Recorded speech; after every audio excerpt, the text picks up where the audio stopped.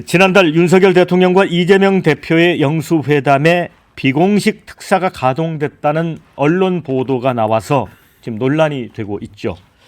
함성덕 경기대 정치전문대학원장과 이명백 고려대 명예교수가 양측의 메신저로 회담 물밑에서 회담을 조율했다 하면서 자신들의 역할을 밝힌 인터뷰를 했기 때문입니다.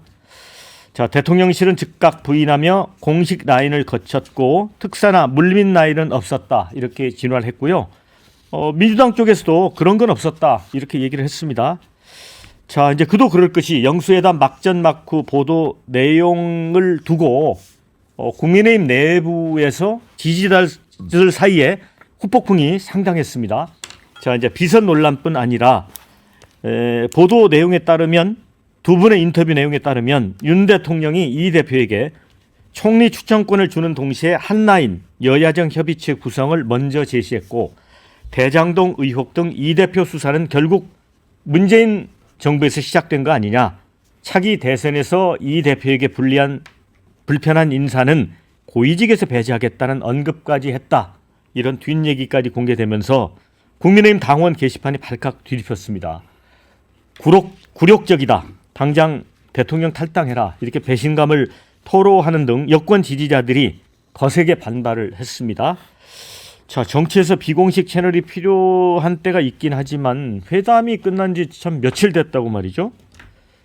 참 이런 거는 회고록에서나 우리가 지켜볼 수 있는 대목인데 두 분이 또 언론사에 직접 또 찾아가서 사진까지 찍고 이런 인터뷰를 하는 모습을 보고 우리 정치가 왜 이렇게 됐을까? 저는 좀 한탄스럽더라고요. 서정 변호사님. 이거 뭡니까 이게? 저는 제가 보기에 1% 진실에 99% 과장이 거짓이 섞였다 봐요. 예. 공식의 특사일까요? 대통령이 직접 전화했고 그때 우리 정무수도 만나고 했잖아요. 의제 조율하고. 다 그런데 공식 과정이 있었는데 뭐 조금의 뭐 처음에 심평 변호사도 자기가 했다 그랬잖아요. 이런 사람들이 있어요. 따라서는 뭐 이분이 완전히 뭐 특사다 밀사다 이거는 좀 과장이다 이렇게 보이고요. 내용도 그래요. 내용도 이게 그 전달을 여러 번 하다 보면 본 뜻의 왜곡됨이 많아요. 예를 들어 이제 뭐 윤 대통령이 한번 떠보려고 총리 한번 추천해 보시오. 이런데 이걸 전달하기 따라서는 총리 임명권을 넘기가 굴욕이다 이렇게 될 수도 있는 거고요. 그냥 어떤 의도로게 어떤 맥락에서 던진지 이게 잘못 전달되면요. 뜻이 한 180도 바뀌는 경우도 있어요. 그래서 우리가 직접 남의 말을 이게 녹취록이나 이게 아닌 이상은 조심해야 됩니다. 남이 한번 이게 전달된 거는 제가 신중하게 판단을 해봐야 된다. 따라서 이제 그 특사도 과장돼 있고 저는 내용도 왜곡된 게 상당히 있을 것이다. 이렇게 전제하고 그럼에도 불구하고 대통령 주위에 자꾸 이런 사람들이 놓가지고 뭐 내가 특사다 이거 전혀 근거 없이 이런 말을 완전히 무에서 소설을 쓸 수는 없잖아요. 그렇다면 대통령이 뭐 전화라도 뭐 몇 번 하거나 뭐가 있으니까 이렇게 놓을 거 아닙니까? 그렇다면 대통령이 저는 이런 게 비선 라인은 철저하게 정리를 해야 된다. 이분이요. 교수할 때 알선 수대로 10개월 실형까지 받은 이런 분입니다. 아무리 같은 아파트 살아도 이렇게 그 함부로 이렇게 하는 게 아니에요. 얼마나 가볍습니까? 본인이 진짜 역할할 때도 무덤까지 제가 가져가라 비밀을 이렇게는 안 해도 최소 임기 끝나고 해고록 정도의 약간 언급할 수는 있을지 몰라도 며칠 만에 이럴 수 없잖아요. 따라서는 이런 분을 이렇게 근처에 둔다는 거 대통령의 용인수는 반성해 봐야 됩니다. 네. 저는 서정욱 변호사님이 우리 방송에서 이렇게 비분관계하는 거 처음 봅니다. 아니 근데 충격적이죠. 그리고 1%의 진실과 99%의 거짓이 있다고 하기에는 너무 촘촘합니다. 예, 그리고 오늘 뭐 여러 가지 얘기가 나왔지만 이명백 교수가 동아일보하고 통화해서 밝힌 내용들을 들어보면 더 구체적이에요. 그러니까 국무총리 추천권을 비롯해서 여권 개편 과정에 이 대표 경쟁자가 될 수 있는 뭐 요거 이제 아예 원희룡 그 장관까지 이 한국일보에는 이름을 이제 박아가지고 쓰기도 했고요. 그리고 더 심각한 것은 비서실장 정무수석 새로 임명해도 되냐 이렇게 물어보니까 이재명 대표가 뭐 뜻대로 해라 뜻대로 하시라 그러니까 실제로 며칠 뒤에 정말 정진석 홍철호 하더라 이거 아닙니까? 그러면 지금 상황에서 대통령이 누구인 거냐. 윤석열 대통령이 지금 누구로부터 의견을 듣고 국정 운영을 하기로 결심한 거냐. 이게 진짜 기가 막힌 상황인 겁니다. 그러니까 이게 지금 두 분이 빨강 파랑 각각 넥타이까지 맞춰서 메고 왔어요. 이 한국일보에. 인터뷰를 한국일보에 본인들이 빨강 파랑 넥타이 너무 웃으시네. 아니 근데 정말 기가 막힌 자기들이 메고 와가지고 소파에 나란히 앉아가지고 인터뷰라고 했지만 사실 주거니 받거니 대담을 한 거거든요. 이런 측면에서 보면 작심하고 나와서 폭로를 한 겁니다. 사실은 윤석열 대통령, 이재명 대표가 영수회담이 성사된 배경에는 우리가 있었어. 그러니까 미국에서 대통령 선거 끝나면 전략가들이 나와서 사실 이번 선거 전 과정은 내가 이렇게 지휘한 거야라고 말하는 거하고 똑같은 장면이 두 교수의 입을 통해서 확인이 된 거다. 그리고 사실 밤사이에 국민의힘 당원 게시판에 뭐 난리가 났고 정말 윤석열 대통령 보수 괴멸하러 온 거 아니냐 뭐 이런 얘기까지 나왔다고 하는데요. 큰 틀에서 보자면 레임덕이 급류 속으로 들어갔다. 그러니까 윤석열 정부 레임덕은 이미 기정사실화된 것이고 국민들이 모르는 사이에 이 정도까지 민주당하고 협력하려고 했다는 것은 황운하 의원이 오늘 아침 라디오에 출연해서 이것은 윤석열 대통령이 이재명 대표에게 전한 일종의 안전보장 요구다. 뭐 이런 얘기까지 했는데 그런 얘기가 맞아 들어가는 거 아니냐. 특검 정국을 대비하는 사법 리스크를 이런 방식으로 좀 풀려고 했던 거 아닌가라는 생각이 들고 좀 길어지지만 한 가지만 더 말씀드리자면 실무회담 때 홍철호 정무수석이 천준호 실장한테 계속 얘기했던 게 독대였다는 거거든요. 그러면 대통령은 왜 민주당과 독대를 원했던 거냐. 실제 이런 배경들이 있었던 거 아니냐라는 의심을 안 할 수 없는 상황인 겁니다. 근데 뭐 이재명 대표 쪽에서도 뭐 이게 사실이 아니다라고 지금 얘기를 하고 있잖아요. 네, 민주당 쪽에 제가 뭐 다 확인해 보면 그럼 이걸 어떻게 사실이라고 확인을 해주겠어요.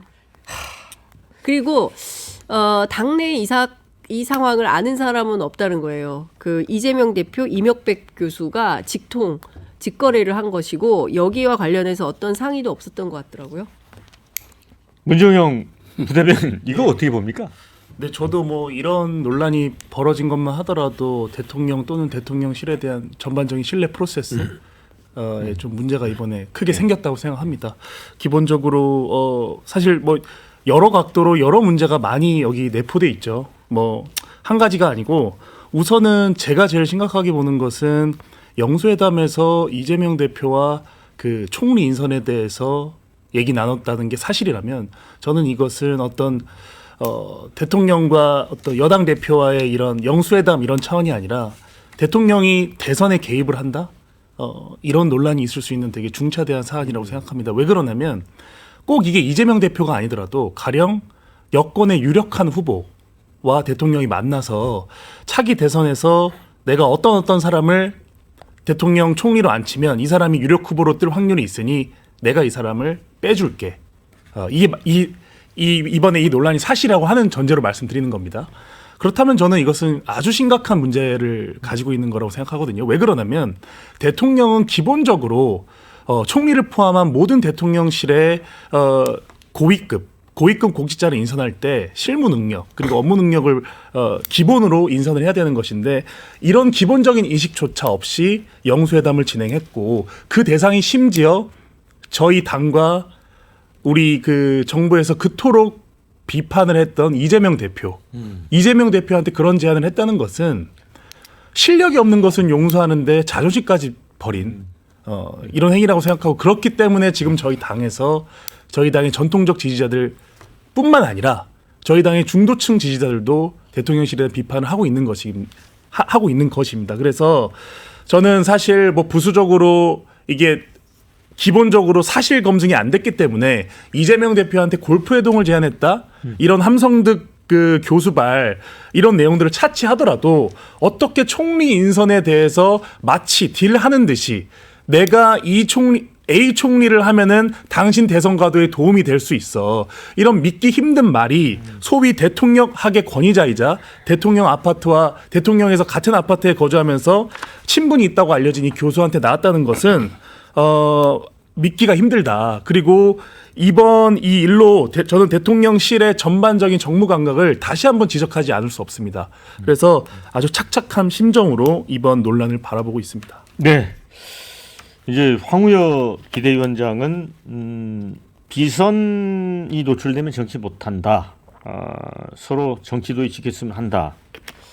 그다음에 비선은 말 그대로 비밀 빚자 아닌가. 이루어진다 하더라도 국민의 그 여과 과정을 거치지 않으면 국민이 혼란스러워한다. 이렇게 좀 차분하게 이 얘기를 했는데 우리 문정영 부대변인이 엄청 화났어요. 차분하게 하시는데. 대통령실을 직격을 했습니다. 네. 그런데 또 이 댓글 보면 이 과정에서 의문의 일패가 원희룡이다.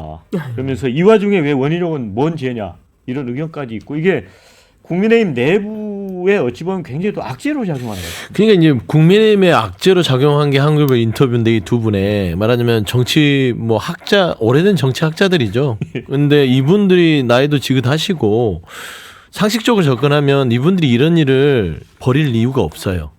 그렇지 않겠습니까? 본인들 명예에도 걸린 일이고 이게 만약에 소설이거나 거짓이라면 본인들이 살아온 인생에 있어서 이게 도움이 될 일이겠어요? 근데 왜 두 분이 만나서 이런 인터뷰를 했을까요? 저는 여기에서 시작을 하면 이 인터뷰 내용이 저는 70%에서 80%는 사실에 가깝다라고 보는 것이죠. 네. 아니 보통 그렇잖아요. 이분들이 뭐가 아쉬워서 거기에 인터뷰를 하겠습니까? 뭐 추측건데 따져보면 나라를 구하자.